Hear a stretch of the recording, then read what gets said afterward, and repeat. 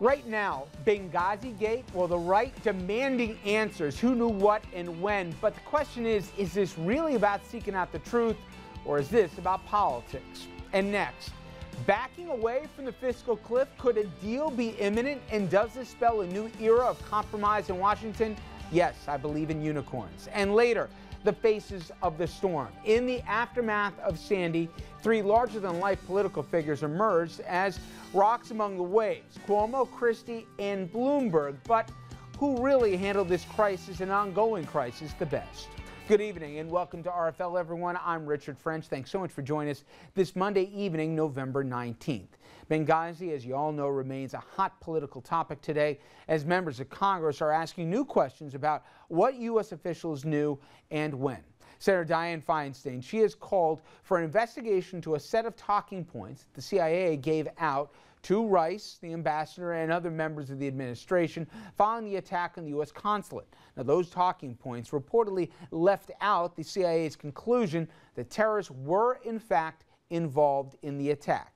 A senior U.S. official familiar with the document says the Al-Qaeda reference was deleted from when it was originally inserted because the information came from classified sources and the links were still suspect. Now, speaking on the Sunday talk shows, many said that they want to know who was behind the final draft and how this all happened to be. Some Republicans, they have alleged this is nothing short of a cover-up, while Democrats say Susan Rice, she's being pillared here for simply following instructions. She stuck to the story that was given her by our intelligence agencies a very short time after this incident occurred. Now, General Petraeus and others are explaining, well, we didn't quite tell everything because we didn't want to jeopardize friends of the United States in Libya who were providing us with information. Well, the intelligence agencies were reluctant, as I mentioned earlier. They didn't want to compromise sources. That is part of this intricate network of information that keeps America safe, and I understand that. But I also think that this issue was stoked up because it was in the midst of a presidential campaign. Well, as UN ambassador, she had access to all the classified information from the State Department. She certainly could have gotten a classified briefing. She would have sat down with the National Security Council, and she would have known that those talking points had been watered down, and she could have caveated that in a statement, which she didn't. She left a clear impression that this was a spontaneous demonstration based on the video. And if, as President Obama said, don't blame Susan Rice because she had nothing to do with Benghazi, then why do they send her out as the representative to the American people? Would this White House mislead the American people about national security events? I think they might, simply because when the bin Laden raid occurred, they leaked every detail about the raid. Now, all of this comes to light here because General Petraeus, he had a closed-door testimony on Friday where he divulged that he knew from the very beginning that the attack was a work of terrorists, not protesters. He thought all along, he made it clear, that there was significant terrorist involvement. But that's not what the White House was saying, including U.S. Ambassador to the UN, Susan Rice, who went on TV days after the attack tying the protests in Egypt against an anti-Muslim video. What our assessment is as of the present is, in fact, what it began spontaneously in Benghazi as a reaction to what had transpired some hours earlier in Cairo, where, of course, as you know, there was a violent protest outside of our embassy sparked by this hateful video. But Petraeus also told lawmakers, but by the time the classified talking points were given to the White House and to Congress, references to Al-Qaeda were edited out to protect classified sources. That means people that we had on the ground, and also not to tip off some of the people behind the attacks that we were onto what they did. Now, what Rice said on TV was consistent with those edited and declassified talking points. All right, so who's correct here? And are Republicans right in saying that there is a cover-up, or are the Democrats right in saying that there was just a huge communications failure? I want to bring in our panel on this. Got Dominic Carter, political journalist and author. Gian-Carlo, former advisor to both Presidents Bush, Jr. and Sr., and Andrew Whitman, our senior political correspondent. All right, this much we can agree on. It's not just about, maybe it is, but it's not the significance of whatever comes out of this isn't just he said, she said. It's dominating conversation in Washington right now with a lot of things certainly on the table, including the fiscal cliff we'll talk about later. And it also is a game of brinksmanship. the president, by all accounts, wants to make Susan Rice his nominee for to run the State Department. And everybody has said, including the aforementioned Lindsey Graham, John McCain, and others, you put her up there for confirmation, it's DOA. So it's, in many ways, Ambassador Rice right now is in the middle here between the president and leading Republicans to say, you try me, and we're going to see how this goes. Okay. I'm going to ask you, Gian-Carlo, do you believe right now that Rice is a scapegoat, that this could have been an innocent mistake, or somebody's covering their you-know-what? The graphic on the screen earlier talked about truth or politics, and the answer is the Obama administration failed on both accounts. And here's what I mean. There are obvious questions about the truth, about who said what, when, about facts that were omitted. That's the truth element of it. The politics element of it is, in reality, Susan Rice should never have been the face of the administration on this. I can't remember in recent memory when the UN secretary was the face of an administration on a major international incident. It's either the National Security Advisor, the President of the United States, or the Secretary of State, which we have learned through reporting. The administration says, well, Hillary Clinton doesn't do the Sunday shows, whatever that means.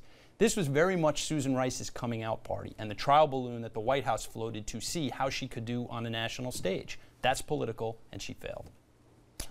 Andrew, at the end of the day, you got a dead ambassador, you got 3 other Americans dead. To me, the biggest story that will come out of this is apparently this post in Benghazi was no stranger to violence and legitimate threats against security, and whether or not there was additional requests made that were either ignored and how high up the food chain they went, that's not being talked about right now. It's about who misled who. I still don't get what the upside was for her to go on the Sunday shows and say this is about a video instead of about a terror attack. I guess I get it a little bit, but I still don't think it's enough for somebody to lie. I mean, the gain, the risk far outweighs the reward.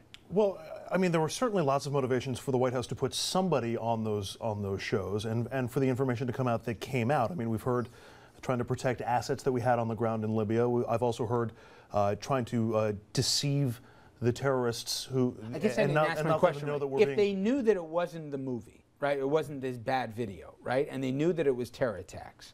Keep in mind, put out somebody out there. But I'm saying if they did. Petraeus said he knew. That's not saying that everybody in the federal government said that they knew or that everybody was on the same page. And it's not like Petraeus sent out an email to everybody in the federal government saying that this is what happened. The CIA director and basically the intelligence community at the top levels knows the cause of death of of American citizens abroad, but yet the administration doesn't, and that their appointee to go on the Sunday shows don't? I don't think there was unanimity among what the cause of this was. There were certainly still questions about whether this was springing from an attack or a pre-planned attack, or whether this was the movie.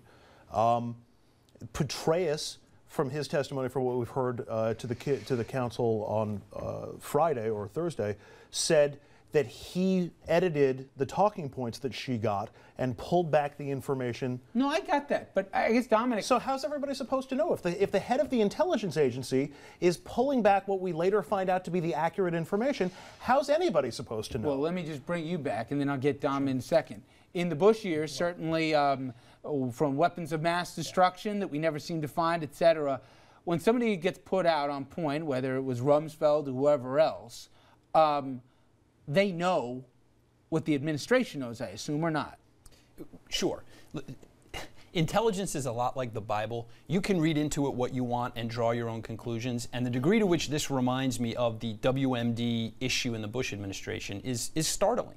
There are going to be those who say that the Obama administration cherry-picked intelligence to feed the narrative they wanted to promote, namely that this wasn't an Al-Qaeda pre-planned attack, that it was spontaneous. I have no doubt that ultimately there will be intelligence to back that up. There will also be intelligence to show that this was a coordinated, sponsored effort. Again, just like WMD in Iraq, was there some intelligence to indicate maybe Saddam didn't have it? Sure, but the administration was predisposed to go to war in Iraq, and they wanted to cling to the intelligence that they believed furthered that cause. I don't see how this is very different. Well, then let's make sure that Susan Rice is allowed the same fate as Condoleezza Rice.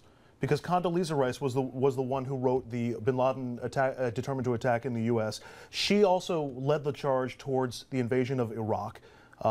Decisions that turned out to be horrifically bad. We're talking about 4 dead Americans, as opposed to, in that case, thousands of dead Americans. The standard's not going to be Condoleezza Rice if Susan Rice gets put up for confirmation.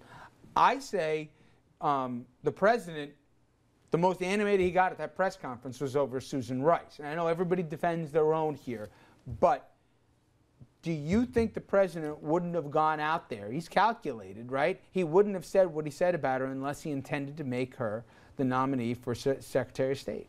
I don't know. What I can tell you is that one reason why the president was so adamant in defending her is Susan Rice is someone who's been with this president for a very long time. She's a longtime friend. So she's not just a regular appointee. I can't get in the president's head. There's speculation that she was going to get the nomination for Secretary of State, but I think that he's more interested, meaning the president, in defending her because she's a longtime friend. She's a longtime friend of the First Lady. She was with him before he came to the presidency. And I have to speak about it past tense. Do you think she still gets nominated? The nomination is dead on arrival as of right now. I can't see any scenario where the president will put it forward, but deals are cut every day.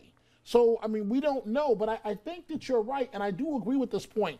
You can find almost anything that you want to fit your narrative in intelligence, just like you can do the same with polling. Whatever it is you're preconceived to believe, you can find a poll to show exactly that. Again, I come back to one thing, which is if she went on the Sunday show and said, you know what, we're not sure what it is, it could have been a terror attack or it could have been a movie, the next day, they're not better or worse off the administration. Keep in mind the context in which that Sunday appearance was happening. Keep in mind that hours after the attack in Benghazi, Mitt Romney took to the podium or released a statement and said, this is a lapse of judgment on the administration's part. They couldn't come out and say that it was a terrorist attack in the middle of a presidential campaign, because then if they admitted it was, but if they could have, Richard, if they could have, then the next question was, where's the security? Why are they alone? Andrew raises a great point. There was a degree to which I'm confident of this. The administration felt the need to rebut